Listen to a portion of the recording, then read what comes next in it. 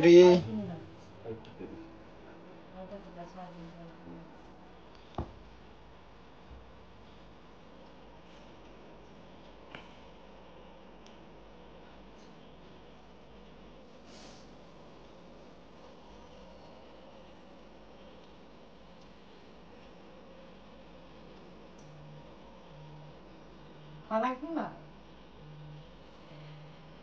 सबै लाउनुहोस्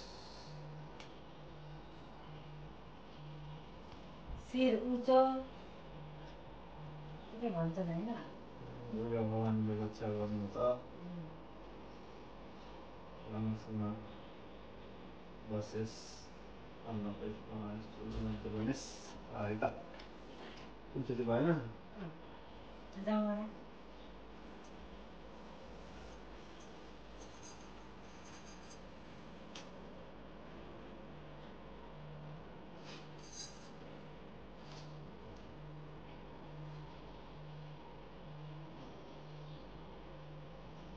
देखियो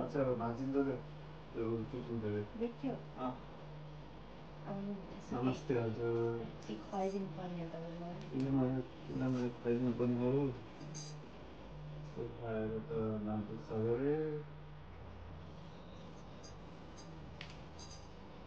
मैले दिने भए टिका लाउने मान्छेले होइन बुढीले जहिले बुढोलाई दिनुपर्छ टिका लाउन देऊ न अहिले मलाई यो त मेरै पैसा झिकेर ल्याएको छ खाइ हात दिनु न एक खुट्टा दिनु त ह्याप्पी दसैँ छोरी नमस्ते हजुर नमस्ते बेटा